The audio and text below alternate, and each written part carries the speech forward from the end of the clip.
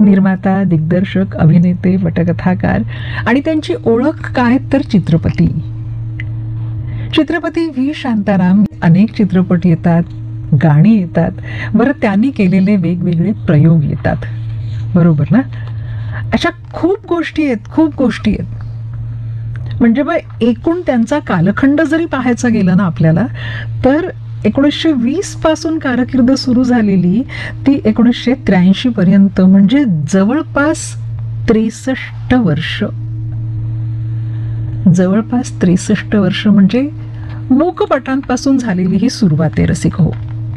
आणि याच्यामध्ये 1920 ते 1931 ही जवळपास 11 वर्ष आहेत ही मूकपटांची वाटचाल आहे. आणि त्याच्यानंतर मग मराठी, हिंदी आणि सगळ्या गोष्टी येतात. महाराष्ट्र फिल्म कंपनीमध्ये झालेली सुरुवात आहे, तिथून जे शिक्षण घेतलं होतं तिथून झालेली सुरुवात आहे. मग कसं आहे की प्रभात आहे, म्हणजे आधी महाराष्ट्र फिल्म कंपनी, त्यानंतर प्रभात, मग राजकमल, हा असा प्रवास सुरू होत होत होत होत म्हणजे अगदी आपल्याला प्रभातचे सिनेमे आठवत आहेत. मूकपट जे आहेत ते आधीच्या पिढ्यांनी अगदी सुरुवातीला, आता फारसे कोणाला माहीत असतील मला माहीत नाही, पण बोलपटांचा उदय झाल्यापासून म्हणजे सगळ्यात पहिला मूकपट जो आहे तेव्हापासून जी सुरुवात झाली ती बोलपट पहिला जो होता तेव्हा पण शांताराम बापू होतेच की तिथे. ते अगदी अशी ही बनवा बनवी आणि त्या बरोबरीचे राजकमलचे जे काही चित्रपट आहेत तिथपर्यंत, या सगळ्या प्रवासाचा किंवा या सगळ्या प्रवासाची मांडणी त्यांच्या शांतारामा या चरित्रात आहेच आहे. पण त्याच्या बरोबरीनं त्यांचा सहवास ज्यांना ज्यांना लाभला किंवा त्यांनी अनेक जे कलाकार आहेत ज्यांना त्यांच्यासोबत काम करता आलं, अनुभव घेता आले, त्यांनी सुद्धा त्यांच्या त्यांच्या चरित्रांमध्ये किंवा पुस्तकांमध्ये या सगळ्या गोष्टी मांडलेल्या आहेत. म्हणूनच जे सगळं तुम्हाला शांतारामा चरित्रामध्ये दिसतं त्याहीपेक्षा काही वेगळ्या गोष्टी इतर पुस्तकांमध्ये सुद्धा त्या अनुषंगानं येतात. आणि मग शांताराम बापू कसे वेगळे होते, कसे चित्रपट त्यांचे वेगळे होते, गाणी कशी वेगळी होती, या सगळ्याचा जेव्हा आपण अभ्यास करतो, वाचन करतो, तेव्हा आश्चर्यचकित होतोच होतो.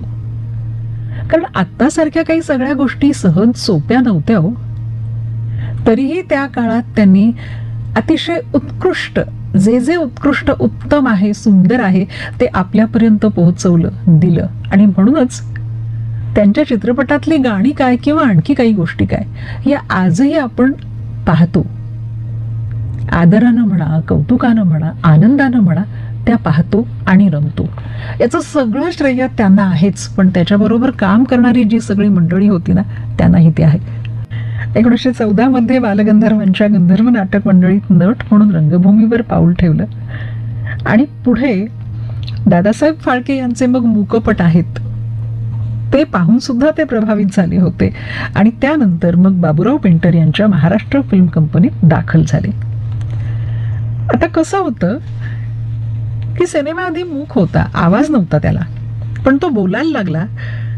त्याच्यानंतर मग ते फक्त जे दिसत होतं ना ते संपलं. पण तरीही त्यात फक्त नाटक पण राहिलंय. म्हणजे जसं नाटक होतं तसाच तो चित्रपट म्हणून समोर येतंय असं कोणाला वाटत होतं? असं दादासाहेब फाळकेंना वाटत होतं, बाबूराव पेंटरांना वाटत होतं. त्यामुळे त्यांना असं वाटत होतं की अरे हा चित्रपट म्हणून जरी आपल्या समोर आला तरी तो नाटकासारखाच दिसतोय. आणि अगदी हेच मत शांताराम बापूंचं सुद्धा होतं की अरे हे जे दिसतंय हे असं दिसायला नको. आता बोलपटांसोबत ही जी मंडळी ज्यांनी सुरुवात केली होती ती काय नंतर फारशी पुढे गेली नाहीत, पण शांताराम बापू मात्र यामध्ये वेगवेगळे प्रयोग करत राहिले. म्हणजे अयोध्येचा राजा या पहिल्या बोलपटाविषयी शांतारामामध्येच त्यांनी नोंदवलेलं आहे मत, की सांगितलेलं आहे की आम्ही आमचा पहिलाच बोलपट पाहण्यासाठी येऊन बसलो आणि प्रभातच्या बोलचिन्हाचा किंवा बोधचिन्ह जे आहे याचा शॉट सुरू झाला, तंबोऱ्याचा झंकार ऐकू यायला लागला. प्रभात देवतेनं आपल्या हातातली तुतारी ओठांजवळ नेली आणि त्यातून निघालेल्या सुरेल सुरांनी सगळं वातावरण अगदी भारून गेलं होतं. बोलपट संपला, पाहून झाला तो भव्य होता. संभाषण, गाणी सगळं छान होतं, पण तरीही एक रुखरुख मनात होती. अयोध्येचा राजा हा खऱ्या अर्थानं चित्रपट नव्हता तर नाट्यपट होता, असं व्ही शांतारामांचं मत. म्हणजे संवाद आणि गाण्यांनी खच्चून भरलेला असा तो सिनेमा होता. त्यामुळे मग त्यांना असं वाटत होतं की अरे नाही, याच्यात काहीतरी वेगळं आलं पाहिजे, काहीतरी छान आलं पाहिजे. अर्थात जसे दादासाहेब फाळके आणि बाबूराव पेंटर यांना हा बोलपटाचा चेहरा तितकासा पसंत पडला नाही, त्यामुळे ते बोलपटात रमले नाही. पण शांताराम बापूंनी काय केलं तर यात वेगवेगळे प्रयोग केले आणि बदलत्या काळाबरोबर तेही बदलत गेले. जसं मी म्हटलं तसं की 1920 ते 1983 पर्यंत 63 वर्षांची वाटचाल आणि सुरुवातीची 1931 पर्यंत जी 11 वर्ष जी होती त्याच्यामध्ये मग सिंहगड, सावकारी पाश, माया बाजार, भक्त प्रल्हाद, मुरलीवाला, सती सावित्री, महारथी कर्ण असे जे मूकपट होते, हे चित्रपट, हे मूकपट म्हणूया आपण, या मूकपटांमध्ये अगदी काही भूमिका सुद्धा केल्या. म्हणजे मग राणीसाहेब असेल, उदयकाल असेल, यासारख्या मूकपटात त्यांनी भूमिका सुद्धा केल्या असं सुद्धा आहे. त्यामुळे त्यांनी स्वतःला फक्त नटापुरतं मर्यादित ठेवलं नाही. कॅमेरा समोर कलाकार म्हणून काम करत असताना कॅमेरा मागे सुद्धा पडेल ते काम करण्याची तयारी ठेवली आणि त्यातून शिकत शिकत पुढे गेले. रसिका, याच्यात कसं आहे की महाराष्ट्र फिल्म कंपनीत काम करत असताना पडेल ते काम करणं, त्याच्यानंतर त्यांच्यावर आलेली जी संधी आहे की नेसरीकर जे फायनान्सर होते त्या याचे, की त्यांनी दिलेली जबाबदारी की तुम्ही सिनेमा करणार का, इथून झालेली सुरुवात आणि त्याच्यानंतर मग दिग्दर्शित केलेला तो पहिला सिनेमा म्हणजे मूकपट असेल जो नेताजी पालकर होता. म्हणजे पहिला टेक जो घेतला होता तेव्हा सुद्धा त्यांनी असं ठरवलं होतं की नाही, आपण असं काहीतरी द्यावं की ज्यातून लोकांना काहीतरी घेता येईल. आणि तो विषय निवडला. अयोध्येचा राजा त्याच्यानंतर आला होता, इथे सुद्धा सोबत होती त्यांची. पण नेताजी पालकर हा ऐतिहासिक मूकपट दिग्दर्शित केल्यानंतर मग अशा काही गोष्टी घडल्या की महाराष्ट्र फिल्म कंपनीतून त्यांना बाहेर पडावं लागलं आणि त्यानंतर झालेली प्रभातची स्थापना हा सुद्धा एक मोठा विषय आहे. कारण प्रभात सिनेमा किंवा प्रभात चित्रसंस्था याचे चित्रपट अनेक आहेत, किस्से सुद्धा अनेक आहेत. महाराष्ट्र फिल्म कंपनीत काम करत असतानाच शांताराम राजाराम वणकुद्रे यांचं बाबूराव पेंढारकरांनी व्ही शांताराम असं नामकरण केलं. आता रुपेरी पडद्याशी संबंध आल्यानंतर मग चित्रपटातल्या सगळ्याच गोष्टी आहेत, छायाचित्रण आहे, संकलन आहे, अभिनय, खास अशी दृश्य आहेत, त्यासाठी काय वेगळी मेहनत घेतली, या सगळ्या गोष्टी आहेत. आणि जसं मी म्हटलं तसं याच्या आधी की महाराष्ट्र फिल्म कंपनीतून बाहेर पडल्यानंतर म्हणजे बाबूराव पेंटरांना ते गुरु मानत होते, त्यांच्याविषयी एक पूज्यभाव होताच होता. तिथून बाहेर पडल्यानंतर मग जसं की सुरुवातीला म्हणजे नेताजी पालकर जो मूकपट होता त्यावेळेस केशवराव धायबर आणि व्ही शांताराम, नेसरीकरांनी त्यांच्यावरही जबाबदारी दिली होती. तो मूकपट आला, मग आणखी मूकपट आले आणि त्यानंतर अशी एक घटना घडली. आता मी फार खोलात जाऊन त्या सगळ्या गोष्टी सांगत नाहीये रसिका हो, कारण त्यात बराच वेळ जाईल. त्यानंतर बाहेर पडल्यानंतर आपण स्वतःचं असं काहीतरी सुरू करूया म्हणून शांताराम बापू आणि केशवराव धायबर हे प्रयत्न करत होते. त्याच्या बरोबरीनं दामले फत्तेलाल सुद्धा बाहेर पडले होते, ते सुद्धा एकीकडे प्रयत्न करत होते. मग अशी काही एक घटना घडली की हे चौघेही जण एकत्र आले आणि मग सीतारामपंत कुलकर्णी होते त्यांच्यासोबत आणि मग प्रभातची स्थापना करण्याची एक सुरुवात झाली होती म्हणा, किंवा मग इथेच एक पुढचं पाऊल पडत होतं. मग ते उत्पन्नाचं कारण असेल, महाराष्ट्र फिल्म कंपनीमध्ये किंवा मग काम करत असताना आणखी काही अशा गोष्टी येत होत्या की काम करत असताना आपल्यावर देखरेख ठेवायला आणखी एक अशी व्यक्ती येते की जिला तितकंसं ज्ञान नाहीये, तितकीशी माहिती नाहीये. अशाच विचारातून ते बाहेर पडले होते. आणि मग ते असं म्हणतात की 1 एप्रिल 1929 बाबुराव पेंटरांच्या ते खोलीत गेले आणि मग त्यांना सगळं सांगितलं की आता आम्ही चौघांनी मिळून स्वतंत्र अशी कंपनी स्थापन करण्याचं ठरवलं आहे आणि आम्ही कामाला लागणार. आता इथून बाहेर पडल्यानंतर इतकी वर्ष, जवळपास 9 वर्ष ज्या ठिकाणी काम करतायत, जे जे काही शिकायचंय, ज्या ज्या गोष्टी केल्यात, तरी सुद्धा नव्यानं सुरुवात करत असताना बऱ्याच गोष्टी मनात होत्या की स्टुडिओ कसा असेल, सामान कसं जमा करायचं, बरं आर्थिक गणितं सुद्धा होती. यातून मग त्यांनी जो कुस्तीचा आखाडा होता, बहादू गवंडी आहेत त्यांचा कुस्तीचा आखाडा होता, शिवाजी थिएटरच्या अंतरावर काही होता, त्या आखाड्याच्या बाजूला काही खोल्या होत्या, एक घर होतं आणि घराच्या जागी असलेली थोडीशी मोकळी जागा होती. ती जागा कंपनीसाठी घेण्यात आली आणि रस्त्याच्या कडेला 8x12ची एक खोली होती. म्हणजे घरातलं जुनं टेबल आणि खुर्ची आणून तिथे ऑफिस थाटलं.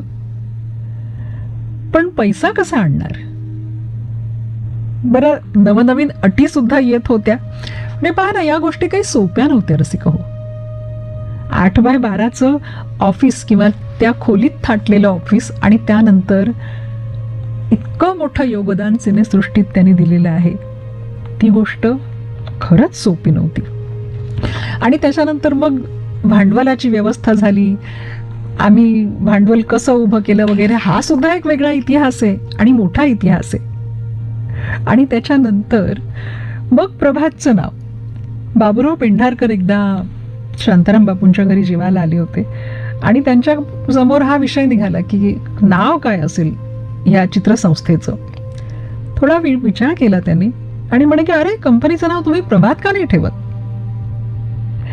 त्याच क्षणी ते नाव आवडलं, इतर सहकाऱ्यांना सांगितलं गेलं, नंतर ठरलं. मग तुतारी वाजवणारी ती स्त्री, जे प्रभातचं बोधचिन्ह होतं, ते सुद्धा कशा तऱ्हेनं आलं की काय कसं असावं, तो हे विचार सुरू होता. म्हणजे शांताराम बापू सकाळी लवकर उठले, झोप येत नव्हती. बोधचिन्ह काय असावं, काय असावं. पहाटे लक्ष्मीच्या देवळातून आरती, घंटानाद हे सगळं ऐकू येत होतं. ते जागे झाले. त्यांच्या पत्नीनं त्यांना विचारलं की इतक्या पहाटे कसं काय उठलात? चेष्टेने म्हणाले की तू रोज पहाटे उठून काय काम करतेस ना, हे पाहायचंय मला. आणि त्यानंतर मग ते फिरायला जाण्याची लहर आली आहे म्हणून घराबाहेर पडले. कोल्हापुरात पूर्वेकडे एक टेकडी आहे, त्या टेकडीवर देवीचं मंदिर आहे आणि त्याच ठिकाणी ते उभं राहून पाहत होते सगळा परिसर, वातावरण पाहत होते. सूर्य उगवतोय, सुंदर वातावरण आहे, आरतीचा आवाज, काकड आरतीचा आवाज येतोय, स्वर ऐकू येत आहेत. छान असं चित्र दिसत होतं समोर त्यांना ते. आणि हीच ती प्रभातची मंगलबेला. अशा तऱ्हेनं नवजीवनाचं वरदान देणारी, सूर्यनारायणाच्या आगमनाचे ललकारे देणारी प्रभात आणि ती तुतारी घेणारी स्त्री, हे नंतर म्हणजे कसं काय ठरलं हा सुद्धा एक वेगळा किस्सा आहे बरं का. आणि आमच्या अनेक कार्यक्रमांमध्ये ना रसिक हो, या सगळ्या गोष्टी अनेकदा सांगितल्या गेलेल्या आहेत. पण तरी सुद्धा कसं आहे, ह्या सगळ्या पुन्हा पुन्हा सांगत असताना एक वेगळा आनंद आणि एक छान वातावरण, ते चित्र आमच्या डोळ्यासमोर तुमच्यासोबतच पुन्हा एकदा आमच्यासमोर सुद्धा उभं राहत असतं. अयोध्येचा राजाच्या माध्यमातून सिनेमा बोलायला लागला 6 मार्च 1932 आणि त्याच्याही आधी 1 वर्ष 1931 आलम आरा या हिंदी सिनेमाच्या माध्यमातून तो बोलायला लागलाच होता. पण मग त्याच्यानंतर झालेली सुरुवात ही खरोखरच वेगळी होती. म्हणजे शांताराम बापूंना असं वाटायला लागलं होतं की हा जो एक वेगळा वेग आहे, म्हणजे कसं आहे की मूकपटांच्या युगातून बाहेर पडून बोलपट युगात ते आले, तरी सुद्धा मूकपट यशस्वी होत होते, पण त्यांचा रन तेव्हा म्हणायचे म्हणजे किती दिवस चालला, तर तो 4 आठवड्यांच्या पुढे कधीच गेला नव्हता.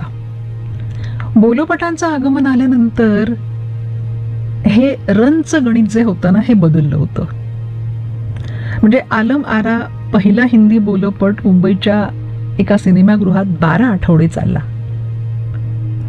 आणि त्याच्यानंतर मग अयोध्येचा राजा निर्माण झाल्यानंतर सुद्धा या सिनेमानं सुद्धा इतकाच रन मिळवला किंवा इतकेच आठवडे चालला होता. पण शांताराम बापू काही समाधानी नव्हते. शब्दांच्या आहारी जाऊन बोलोपटात आपण चित्रपटाच्या कॅमेऱ्याची जी भाषा आहे ना, त्या भाषेपासून एकदम दूर गेलोय असं त्यांना वाटत होतं. आणि हे स्वतःला त्यांना खूप खटकत होतं, कारण त्यांचा हा चित्रपट म्हणजे पडद्यावरचं नाटक आहे असं सुद्धा त्यांना वाटत होतं. हे मी तुम्हाला आधी सांगितलंय याच्याही आधी, की ही वाटचाल करत असताना त्याच्यामध्ये किती वेगवेगळे प्रयोग आपल्याला करता येतील, कसे करता येतील. म्हणजे अयोध्येचा राजानंतर चित्रपट बोलायला लागल्यानंतरचे प्रभातचे बरेचसे सिनेमे आहेत. अग्निकंकण आहे, माया मच्छिंद्र, कुंकू, माणूस, शेजारी, सिंहगड, फक्त म्हणजे बऱ्याच गोष्टी आहेत. या प्रत्येक सिनेमाविषयी सांगायला गेलं तर त्यातूनही आणखी सुद्धा काही आहेत. चंद्रसेना आहे, धर्मात्मा हा संतपट आहे, आजुरीविषयी नृत्यांगना तिच्याविषयी मी आधी आमच्या एका कार्यक्रमात सांगितलेलं सुद्धा आहे. म्हणजे पौराणिक, ऐतिहासिक अशा वेगवेगळ्या सिनेमांच्या माध्यमातून हे सिनेमे आपल्यासमोर येत राहिले आणि त्यात त्यांनी केलेले प्रयोग सुद्धा आपल्यासोबत समोर येत राहिले. हेही तितकंच महत्वाचे. सिनेमाचं तंत्र शिकून घ्यायचं होतं, कसं करायचं, काय करायचं. कारण कसं आहे की तेव्हा ट्रॉलीचं तंत्रज्ञान नवीन आलं होतं. बरं, शिकून घेत असताना एक जर्मन सिनेमा आला होता आणि तेव्हा अशा प्रकारचं हे असं नवीन असं काहीतरी आपल्याकडे पण असायला हवं.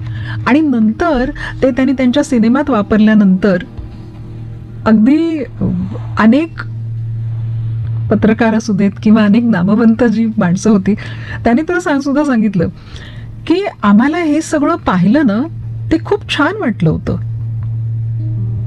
म्हणजे हे सगळे सीन्स पाहिल्यानंतर ट्रॉली एकदम जवळ येते, लांब जाते, हे सगळे म्हणजे कॅमेरा ठेवून ते ट्रॉली मागे पुढे आडवी तिडवी चालत कॅमेऱ्याचा हँडल फिरवत राहण्याचा सराव सुद्धा आधी केला होता. हा सगळा सराव झाल्यानंतर लोकांना हा सगळा चमत्कार वाटला होता, चमत्कार. त्यामुळे अक्षरशः लोक असं म्हणाले होते की आमची खूप छान अशी करमणूक झाली होती. रसिका, अशा गोष्टींचा वापर शांताराम बापूंनी आपल्या नंतरच्या सिनेसृष्टीच्या कारकिर्दीमध्ये अनेक वेळा केला. म्हणजे जवळपास 80 सिनेमांची निर्मिती त्यांनी केली, 60 चित्रपटांचं दिग्दर्शन केलं. 1943ला म्हणजे राजकमल कला मंदिर चित्रसंस्थेची स्थापना झाली तेव्हा पहिला सिनेमा होता तो शकुंतला. हा सिनेमा सुद्धा जवळपास 104 आठवडे चालला होता आणि अमेरिकेत व्यावसायिक दृष्ट्या प्रदर्शित झालेला हा पहिला भारतीय सिनेमा म्हणून याची नोंद सुद्धा आहे. आणि जसं मी म्हटलं तसं की शांताराम बापूंचा जेव्हा आपण उल्लेख करतो तेव्हा अनेक सिनेमे, अनेक चमत्कृतिपूर्ण गोष्टी ज्या सिनेमात त्यांनी त्याचा वापर केलेला आहे आणि त्या प्रत्येक सिनेमातल्या ज्या ज्या काही घटना आपण पडद्यावर पाहतो त्याचे सुद्धा किस्से झालेले आहेत. आणि हे सगळे, या सगळ्या गोष्टी आमच्या आजवरच्या कार्यक्रमात ह्या घेतल्या गेलेल्या आहेत.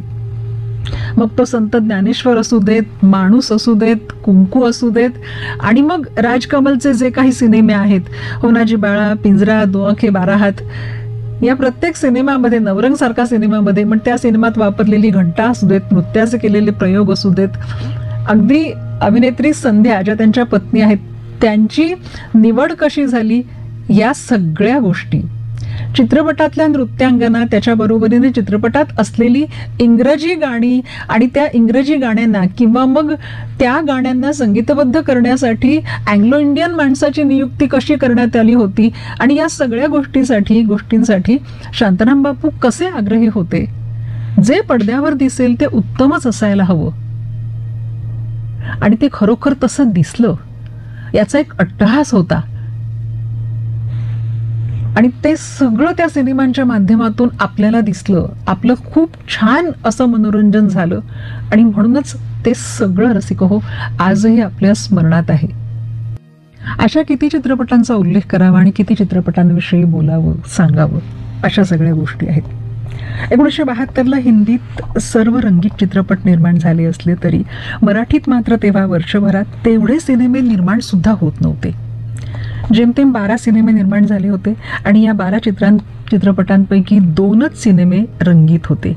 एक पिंजरा आणि जन्म हा तुझ्यासाठी. याच्यापैकी पिंजरा हा व्ही शांताराम यांचा होता आणि मराठीत रंगीत चित्रपटाला दिशा दाखवणारा हा पहिलाच सिनेमा. 1922ला सैरंध्री निर्माण करून त्यांनीच भारतीय सिनेसृष्टीत सगळ्यात पहिल्यांदा रंग आणला. त्यानंतर 1955ला झनक झनक पायलबाजी निर्माण करून त्या रंगाला हिंदी सिनेसृष्टीत पुढे नेलं. पण तरी सुद्धा मराठी सिनेसृष्टी मात्र अजूनही थोडी दूर होती. अधूनमधून कधी दिसलाच रंग तर एखाद दुसऱ्या दृश्यात दिसत होता आपल्याला. पण तो सुद्धा सिनेमात किती दिसला होता तर फक्त 3 सिनेमांमध्ये. आता त्या सगळ्या सिनेमांची मी नावं घेत नाहीत, पण तरी सुद्धा पिंजरा आल्यानंतर पिंजरा चित्रपटाने तर अक्षरशः अनेक विक्रम केले होते. या सिनेमाविषयी आपण अनेकदा बोललोय रसिक हो, अनेकदा. म्हणजे चित्रपटात खेबुडकर कसे आले, मग ती 110 गाणी कशी आली, त्यातनं ती 11 गाणी कशी निवडली, मग राम कदमांचे किस्से, मग बाबूजींना कसं त्या एका गीतासाठी बोलावणं धाडलं होतं, आणि त्यानंतरच्या सगळ्या गोष्टी. म्हणजे बाबूजींच्या चरित्रामध्ये दिसतात ह्या गोष्टी, कदमांच्या दिसतात, खेबुडकरांच्या दिसतात. आणि त्या सगळ्या वाचत असताना ना प्रत्येक ठिकाणी अशी काहीतरी एखादी गोष्ट त्यात ऍड झालेली असते की ती वाचताना अरे हे चरित्रात नाहीये ना, हे इथे आलं, असं सुद्धा झालं. त्यामुळे हे सगळे चित्रपट आणि ही संपूर्ण कारकीर्द जी आहे शांताराम बापूंची, ती चित्रपटसृष्टीसाठी एक देणगी आहेच आहे. पण जे नव्याने येत आहेत ना त्यांच्यासाठी एक दीपस्तंभासारखं आहे संपूर्ण चरित्र. त्यामुळे सगळ्यात जास्त काळ चालणारा सिनेमा, अनेक विक्रम त्यांनी केलेले आहेत. साधी राहणी, कडक शिस्त आणि त्याच्या बरोबरीनं चित्रपटात असलेले कलाकार, त्यांचा विचार करणं आणि त्यामध्ये केलेले प्रयोग. त्यामुळे शांताराम बापू हे सदैव स्मरणात राहतीलच, पण त्याचबरोबर ते एक दीपस्तंभ म्हणून सुद्धा काम करतील, हेही तितकंच खरं आहे.